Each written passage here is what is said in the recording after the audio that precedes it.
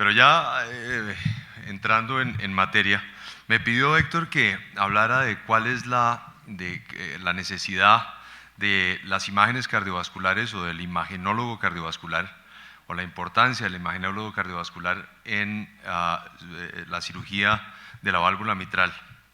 Y para eso me parece que un área que ilustra perfectamente la necesidad de esa interacción es la cirugía mínimamente invasiva, específicamente de la válvula mitral.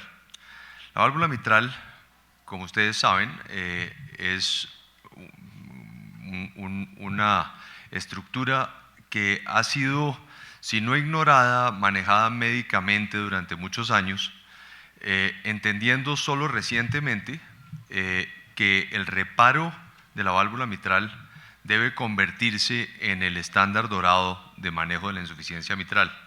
Y hoy, eso lo reflejan así las guías publicadas en el 2014, en donde hoy en día los pacientes asintomáticos con fracciones de eyección de 60% o menos deben remitirse para reparo de la válvula mitral, siempre y cuando exista la posibilidad de remitirlos a un centro en el cual se les garantice por encima de un 90% un reparo de la válvula, no un reemplazo. Cualquiera de los cardiólogos clínicos amigos en la audiencia saben que un reemplazo valvular mitral en un paciente asintomático joven es peor que simplemente manejarlo médicamente. Sin embargo, el reparo sí cambia por completo la expectativa de vida, cambia la calidad de vida en términos de incidencia o probabilidad de desarrollo de insuficiencia cardíaca congestiva. Luego, estos artículos de Mayo Clinic, publicados bastante recientemente y corroborados por múltiples artículos de Sarano, también del grupo de Mayo, nos han llevado a entender que este es el camino, y eso lo demuestra hoy por hoy la tendencia hacia el reparo mitral en los Estados Unidos y en el mundo, en donde además con la experiencia y la especialización de los centros, sabemos que la mortalidad operatoria de pacientes a los que son sometidos a un reparo mitral aislado es del 1.2%, y cuando hablamos de los pacientes asintomáticos es del 0.6%. Luego, los resultados quirúrgicos hoy por hoy, incluso en una base de datos tan grande como la del STS, son supremamente buenos. La tendencia hoy, además, es a cada vez hacerlo más mediante una técnica mínimamente invasiva, primordialmente porque los pacientes lo exigen. A los pacientes les gusta la idea de que no les rajen el pecho. Cada vez que un paciente me dice, ¿y me van a romper las costillas? Y yo, no, nunca rompemos las costillas, simplemente abrimos controladamente el esternón, pero eso no he logrado convencer ni a los pacientes ni a los cardiólogos de que eso es una cosa atraumática, y cada vez me convenzo yo menos. Y ven ustedes que, aunque esta casuística es vieja y no tenemos todavía una nueva casuística publicada por la Sociedad de Cirujanos Torácicos, la tendencia es claramente a un decremento en el volumen de cirugía convencional con un incremento en la cirugía mínimamente invasiva. Y como decíamos, aparentemente se da esto porque la cirugía mínimamente invasiva produce menor dolor, disminuye la estancia hospitalaria, se disminuye el requerimiento de transfusiones y los pacientes regresan mucho más rápidamente a su actividad normal. Si tenemos una incapacidad de 6 semanas en un paciente con una cirugía convencional, con la cirugía mínimamente invasiva eso se reduce aproximadamente a 3 semanas, lo que resulta invariablemente en muchísima mayor satisfacción para el paciente. En teoría, los beneficios para el cirujano son mejor visualización de las estructuras y la percepción de un campo estéril y limpio con un acceso más directo a la válvula mitral. Si pensamos que en la ubicación y localización de la válvula mitral es mucho más lógico entrar por el lado que entrar por el frente y hacer una curva de 90 grados para llegar a la mitral. Sin embargo, un amigo mío de Colombia que se llama Michael Argenziano describió la ley de la conservación del dolor aplicado a cirugía mínimamente invasiva, en donde dice que el dolor no se crea ni se destruye, sino simplemente se transfiere del paciente al cirujano, en lo que se refiere a cirugía mínimamente invasiva, y estoy completamente de acuerdo. Las preocupaciones iniciales con la cirugía mínimamente invasiva era que en los estudios tempranos, y ven ustedes que este es un estudio del 2010, en donde la mortalidad parecía equivalente, había un incremento en el tiempo de circulación extracorpórea y de pinzamiento aórtico. Sin embargo, parecían repararse mayor número de válvulas. Sin embargo, esto es obviamente un sesgo de selección, y los pacientes requerían menores transfusiones, pero el tipo de canulación conllevaba a un incremento en la incidencia de eventos cerebrovasculares. Esto llevó a la realización de múltiples metaanálisis, de los cuales tal vez el más importante es este, publicado por Cheng y colaboradores en Innovations en el 2011, que encontró que tenía una mortalidad similar. Sin embargo, encontraron que la incidencia de complicaciones vasculares y cerebrales vasculares eran mayor, pero aparentemente presentaba una menor incidencia de fibrilación auricular posoperatoria, una disminución en el sangrado posoperatorio, y los pacientes salían mucho más contentos que con la cirugía convencional, por lo que les comenté al principio. En el 2014, Sunderman hizo un nuevo metaanálisis ya más actualizado, con casuística más reciente, y encontró que en efecto no había diferencia en eventos neurológicos, lo que demostró entonces que era un tema de curva de aprendizaje.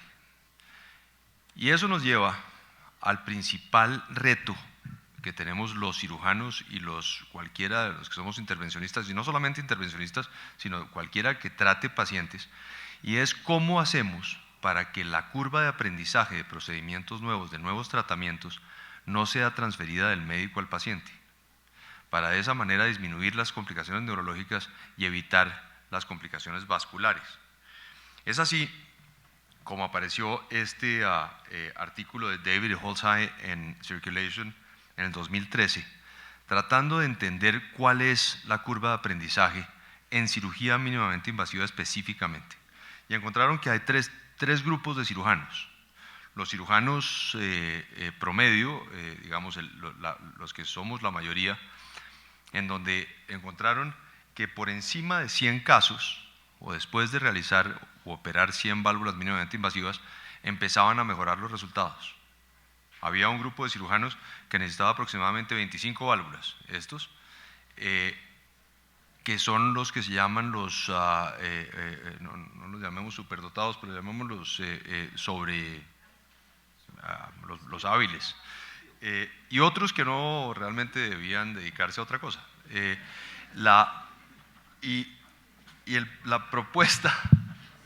La propuesta entonces, y la teoría, si miramos los resultados de esas curvas de aprendizaje, los resultados de las diferentes instituciones, es que probablemente esos cirujanos más hábiles, probablemente lo que tienen es un mejor equipo. Esa es mi teoría y no la cambio, y la razón es que yo tengo un fabuloso equipo aquí, y los resultados que tenemos nosotros y que de los que todos ustedes son partícipes no son más que el resultado de un trabajo en equipo, que es la razón por la que decimos que la cirugía mínimamente invasiva de la válvula mitral no es nada distinto que un deporte de equipo. Y dentro de ese equipo, ¿qué tan importante es el imagenólogo cardiovascular? Y les puedo decir que es crítico. El protagonista de esta foto está sentado ahí con una chaqueta Arc'teryx que me da gran envidia cada vez que se la veo. Hernán en cirugía, Héctor, Gabriel y todo el equipo de ECO en el preoperatorio son los que me dicen exactamente qué es lo que hay que hacer. Las preguntas que hay que preguntar y que pregunto siempre es cuál es el mecanismo, que no siempre es tan fácil de elucidar en cirugía, y Si hay cirujanos superdotados, hay anestesiólogos superdotados. Hernán es uno de esos para eco. Hernán, a pesar de no tener 3D en cirugía, siempre acaba diciéndome exactamente qué es lo que tiene el paciente, aun cuando lo sepamos gracias al 3D preoperatorio. ¿Cuál es la severidad de la insuficiencia? Y ahí entonces entran los cardiólogos no invasivos diciéndome cuándo sí hay que operar y cuándo no hay que operar. Y si la válvula es reparable, porque al paciente hay que llevarlo a cirugía entendiendo y sabiendo que su válvula tiene un 95% de probabilidad de reparo o que se la vamos a cambiar. ¿Cuál es el riesgo de complicaciones? Específicamente movimiento sistólico anterior o obstrucción del tracto de salida por movimiento sistólico anterior de la valva anterior. Y si hay o no anomalías asociadas. Y por último, y después de la cirugía, ¿cuál es la calidad del reparo?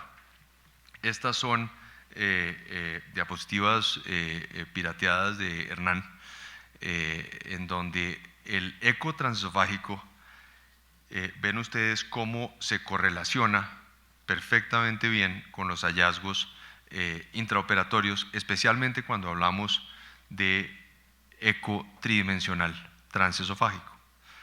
A mano izquierda está lo que muestra el eco preoperatorio, a mano derecha los hallazgos intraoperatorios.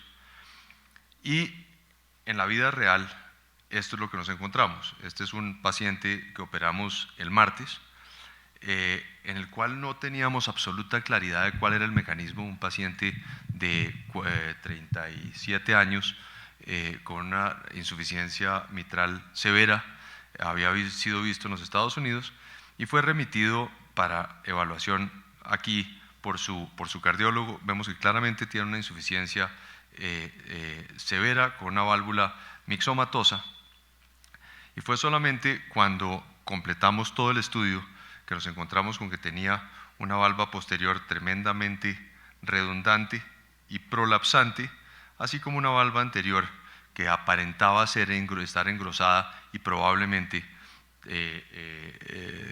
prolapsando también. Y esto es lo que nos encontramos en cirugía, exactamente la misma imagen del eco 3D con un prolapso de P2. Aquí ven ustedes el área de mayor prolapso y la que generaba la insuficiencia, aunque en esta imagen estática que podemos obtener en cirugía no es evidente lo que yo llamo la dislocación del anillo posterior con el prolapso tanto de la valva posterior como de la valva anterior.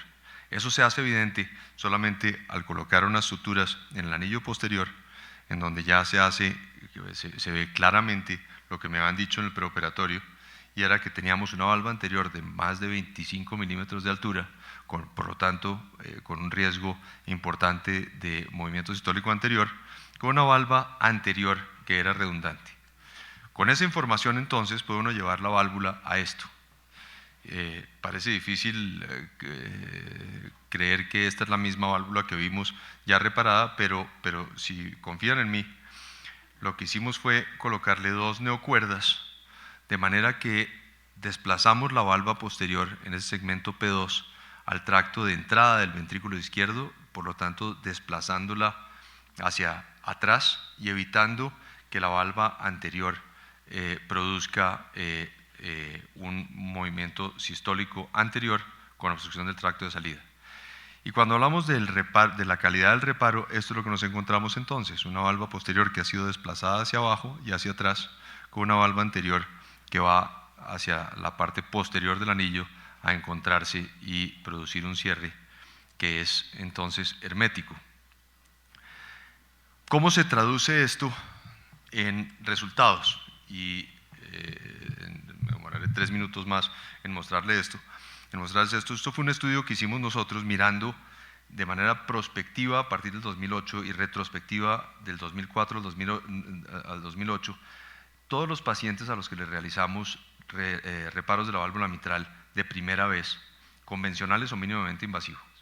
Excluimos a todos aquellos con una historia de arritmias preoperatorias y después realizamos un método de sampling o de muestreo en donde tratamos de aparear los casos por fecha de cirugía, sexo y rango de edad para de esa manera eliminar los sesgos que implicaban esas tres características y proceder a hacer una selección aleatoria de los pacientes después de eso.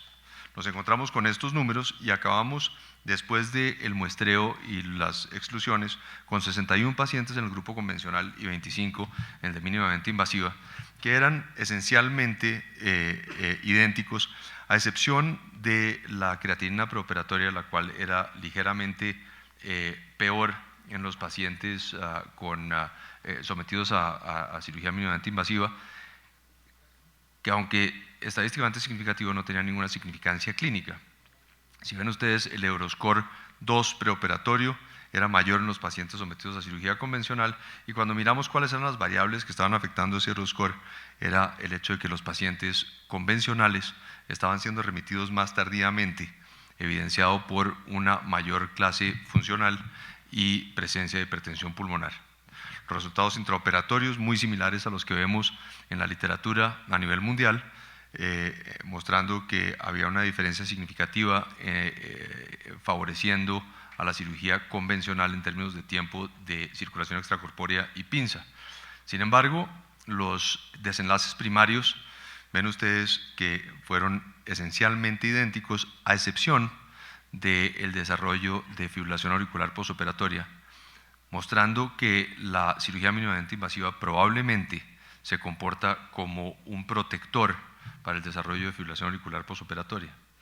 Los desenlaces secundarios ya fueron otra cosa, en donde vimos que tanto la necesidad de ventilación mecánica, de la estancia en UCIs y la necesidad de transfusión, todas favorecían la cirugía mínimamente invasiva. En términos de libertad de reoperación y mortalidad, no encontramos diferencia entre los dos grupos. Entonces, con esto nos encontramos con que el reparo de la válvula mitral toracoscópico o videoasistido es seguro y reproducible aún en un centro latinoamericano, con resultados que son claramente comparables y no superiores a los convencionales. La técnica aparentemente es costo efectiva en Latinoamérica y de fácil implementación, con lo que podemos concluir básicamente lo mismo, ¿verdad? Que los resultados son comparables a la esternotomía, pero los pacientes resultan más satisfechos por menor dolor, con una técnica que, de tener un centro de alto volumen con el equipo necesario, resulta costo efectivo y altamente beneficioso para el centro y para los pacientes. Sin embargo, hay unas consideraciones que son importantes. Lo primero es que esta técnica debe realizarse en centros en los cuales los cirujanos tengan una experiencia mayor de 40 casos en plastia mitral o reparo mitral convencional, en donde se tenga un equipo de corazón, entendiendo por equipo de corazón un equipo de cardiólogos clínicos, cardiólogos intervencionistas, cardiólogos no intervencionistas, anestesiólogos e intensivistas, todos trabajando en torno al paciente para aplanar de esa manera las curvas de aprendizaje. Y es así, y solamente así, como podemos llegar a establecer centros de excelencia en cirugía valvular para beneficiar a los pacientes y al sistema. Muchísimas gracias.